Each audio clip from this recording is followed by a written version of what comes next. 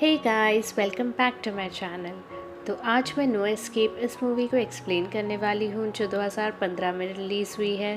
So let's get started with the video. Movie की starting south east Asia में होती है, जहां हमें प्राइम मिनिस्टर का घर बताया जाता है, जहां पे प्राइम मिनिस्टर की एक अमेरिकन कंपनी के एम्प्लॉय के साथ डील हो रही होती है और बातचीत के बाद वो एम्प्लॉय वहां से चला जाता है। तभी अंदर फायरिंग होती है। सिक्योरिटी गार्ड आवाज़ सुनकर अंदर भागता है और देखता है कि प्राइम मिनिस्टर मर चुके थे।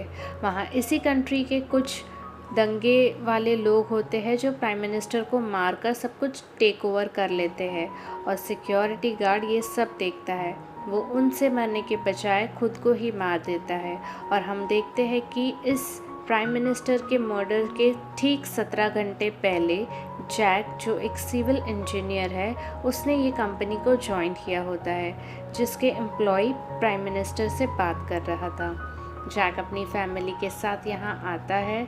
उसकी वाइफ एनी, बड़ी बेटी लूसी और छोटी बेटी ब्राज़ील, ये सब यहाँ पर आ चुके थे। जब ये लोग एयरपोर्ट पर उतरते हैं तब यहाँ वहाँ देखते हैं, पर कंपनी से इन्हें लेने कोई नहीं आता।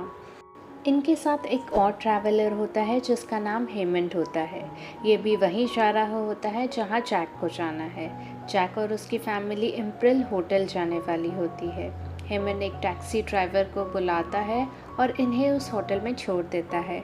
यहाँ जाकर जैक एक बैनर पे खुद का फ़ोटो देखता है, कार्डिफ कंपनीज वेलकम यू के नाम से। वो ये देखकर बहुत खुश होता है और अपने होटल के रूम में चेक इन करता है। वहाँ जाकर उसे पता चलता है कि यहाँ पर ना टीवी ना फ़ोन, कुछ भी नहीं चल रहा। वो नीचे जाकर रिसेप्शन पर इस बारे में बताता है, पर रिसेप्शनिस्ट उसे कहता है कि ऐसा क्यों हो रहा है उसे नहीं पता। जैक दोबारा से अपने कमरे में जाकर सो जाता है। अगले दिन वो फिर से रिसेप्शन पर जाता है और पूछता है कि क्या कार्डिफ कंपनी से उसके लिए कोई कॉल या मैसेज आया है, पर रिसेप्शनिस्ट उसे नहीं में जवाब देता है। और फिर जैक न्यूज़पेपर मांगता है, पर न्यूज़पेपर उस दिन आया ही नहीं होता। फिर जैक बाहर जाकर न्यूज़पेपर खरीदता है और उसे पढ़ने लगता है। वो नोटिस करता है कि ये न्यूज़पेपर 3 दिन पुराना है, यानी कि 3 दिन से न्यूज़पेपर नहीं आ रहा था। तभी सामने से बहुत सारे लोग आ रहे होते हैं और दूसरी तरफ पुलिस आ रही होती है। वहाँ बहुत बुरी फाइट चालू हो जाती है। जैक वहाँ से किसी तरीके से बाहर निकलता है, अपनी होटल की तरफ बढ़ने लगता है। वहाँ एक्चुअली राइट्स हो रहे होते हैं। सभी तरफ लोग जख्मी और मरे पड़े होते हैं। होटल के अंदर जाता है तब वो देखता है कि एक अमेरिकन आदमी को शूट करके मार दिया जाता है। ये देखकर वो जल्दी से भागने लगता है। इतने में वो लोग जो दंगे कर रहे हैं वो जैक को देख लेते हैं और उसके पीछे भागने लगते हैं, पर किसी तरह जैक अपने रूम में चला जाता है। वहाँ जाकर अपनी वाइफ से सब कुछ बताता है और उसकी वाइफ बताती है कि लूसी नीचे स्विम करने पूल में गई है। अब ये सब टेंशन में आ चुके थे। जैक अपनी वाइफ से कहता है कि डोर बंद करना और बिल्कुल मत खोलना। वो नीचे जाकर अपनी बेटी को ले आएगा। उसकी बेटी उसे मिल जाती है और वो उसे लेकर भागने लगता है। वहीं हम देखते हैं कि रूम में एनी, जो जैक की वाइफ है, उसी के पास वाले रूम में कुछ लोग अंदर चले जाते हैं और वहाँ के लोगों को मार देते हैं और अब इनके रूम पर अटैक करते हैं, पर एनी डोर नहीं खोलती और कुछ देर बाद वहाँ पर फिर से डोर बजने लगता है, पर इस बार वहाँ जैक होता है जो लूसी को लेकर साथ आया होता है। जैक इनसे जल्दी से जल्दी यहाँ से निकलने के लिए कहता है, पर उसकी वाइफ बहुत डर चुकी थी, पर फिर भी जैक इन्हें लेकर निकल जाता है। वो ऊपर जाने लगते हैं और ऊपर बहुत सारे लोग अपनी जान बचा रहे होते हैं और वहीं नीचे से सब चिल्ला रहे होते हैं कि इन सबको मारा जाएगा। और एक होटल का स्टाफ मेंबर होता है, वो इनको बताता है कि एक अमेरिकन कंपनी यहाँ की वाटर सप्लाई को टेक ओवर करना चाहती है और ये लोग इसके खिलाफ है, इसीलिए दंगे हो रहे हैं। और जैक जिसका काम करता है वो यही कंपनी होती है, जिसका नाम होता है कार्डिफ कंपनी। अब ये लोग देखते हैं सामने एक हेलीकॉप्टर आ रहा है। इन्हें लगता है कि इनके रेस्क्यू के लिए वो आ रहा है। ये आगे जाने लगते हैं, पर अंदर से गोलियां चलती है और ये दंगे वालों का ही हेलीकॉप्टर होता है, ना कि कोई रेस्क्यू टीम का। बहुत लोग मारे जाते हैं, पर इनका हेलीकॉप्टर किसी चीज़ में अटक कर क्रैश हो जाता है और जैक और उसकी फैमिली बच जाती है। फिर नीचे से लोग इन्हें मारने के लिए ऊपर आ रहे होते हैं। अब अगर इन्हें बचना है तो सामने वाली बिल्डिंग पर कूदना होगा। जैक अपनी वाइफ को कूदने बोलता है, पर वो डरी हुई होती है और मना कर देती है, पर जैक उसे समझाता है और वो जंप कर लेती है। उसे बहुत चोट लगती है, पर वो वहाँ तक पहुँच जाती है। फिर जैक अपनी बेटियों को एक एक करके सामने फेंक देता है। उसकी वाइफ उन्हें पकड़ लेती है और उन्हें साथ रखती है और सेफली उनके साथ साइड हट जाती है। और इस सब के बाद जैक भी वहाँ से कूद जाता है और सेफली वहाँ पर पहुँच जाता है। ये सब लोग वहाँ से निकल जाते हैं, पर ऊपर सब अटैकर उसे देख रहे होते हैं। इन सबको पता होता है कि जैक भी इसी कंपनी का एम्प्लॉय है। और फिर जैक देखता है कि वहाँ बहुत बड़ा टैंक आया होता है। अब ये टैंक पूरी बिल्डिंग को ब्लास्ट करने आया होता है और फिर ये टैंक फायरिंग शुरू कर देता है। हर जगह पर ब्लास्ट होने लगता है। फिर वो लोग इस बिल्डिंग में चढ़ जाते हैं। यहाँ आकर जैक को ढूंढने लगते हैं, पर जैक एक टूटे हुए रूम में छुपा होता है अपनी फैमिली को लेके। वो लोग इसे देख नहीं पाते और वहाँ से निकल जाते हैं। जैक अपनी फैमिली के साथ वहाँ से आगे बढ़ने लगता है।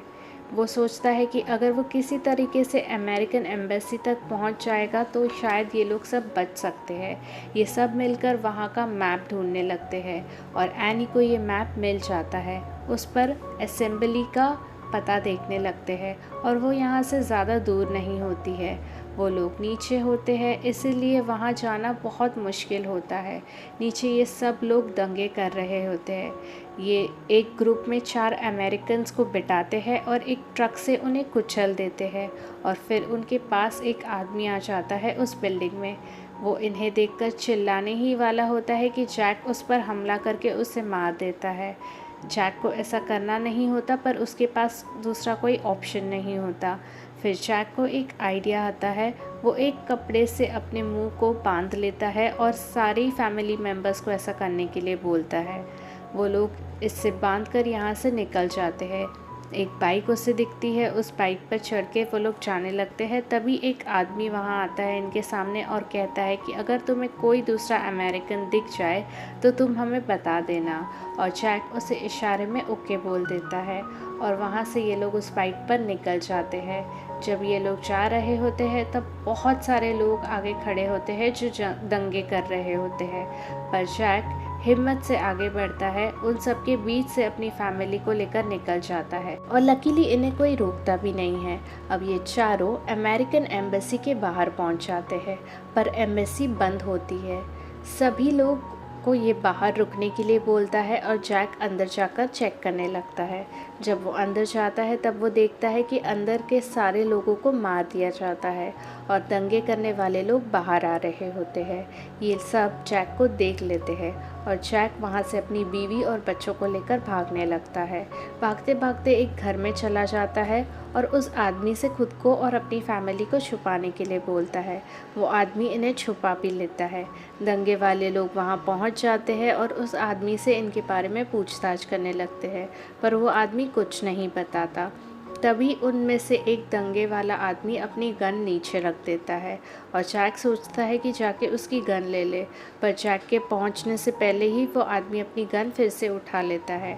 अब जहां पर जैक छुपा होता है वो सभी वहां पर जाकर उसे ढूंढने लगते हैं। ये देख उसकी वाइफ बाहर आ जाती है ताकि वो अपने हस्बैंड को बचा सके और अब सब एनी को पकड़ लेते हैं। जैक एक गन लेकर उन्हें मारने के लिए जा रहा होता है, पर उस गन में बुलेट्स नहीं होते। वो जैक को पकड़ते हैं और उसे मारते हैं और उसी के सामने उसकी वाइफ के साथ ज़बरदस्ती करने लगते हैं, पर तभी वहाँ पर हेमन आ जाता है। ये वही आदमी है जो इनको एयरपोर्ट में मिला था। एक आदमी ने हेमन को यहाँ पकड़ के लाया होता है और जिसने उसे यहाँ पर लाया होता है वो उसी का टैक्सी ड्राइवर दोस्त होता है। अब ये दोनों मिलके सभी को मारने लगते हैं और जैक और उसकी फैमिली को बचाकर ले जाते हैं और थोड़ी देर बाद इन्हें एक सेफ जगह पर ले जाते हैं। इन्हें कुछ खाना देते हैं खाने के लिए और फिर हेमन जैक से वियतनाम बॉर्डर के बारे में बताता है कि अगर हम उस बॉर्डर के पार पहुंच जाए तो हम यहाँ से अच्छे से बचकर निकल जाएंगे। एक्चुअली हेमन एक ब्रिटिश गवर्नमेंट के लिए काम करता है। ये लोग इस गवर्नमेंट को अलग अलग कंपनी के साथ डील करवाते हैं ताकि इस कंट्री को टेक ओवर कर ले। इसीलिए यहाँ के लोग गुस्से में सभी को मार रहे होते हैं, दंगे कर रहे होते हैं। इसीलिए यहाँ पर कोल्ड वॉर शुरू होता है। एक्चुअली ये जो लोग दंगे कर रहे होते हैं ये बस अपनी कंट्री को, अपने घर को और अपने लोगों को बचाना चाहते हैं और कुछ नहीं। और फिर ये लोग थोड़ी रेस्ट करते हैं वहाँ से निकलने से पहले, पर कुछ देर बाद वहाँ दंगे करने वाले लोग आ जाते हैं और हेमंत और वो टैक्सी ड्राइवर उनसे निपटने लगते हैं।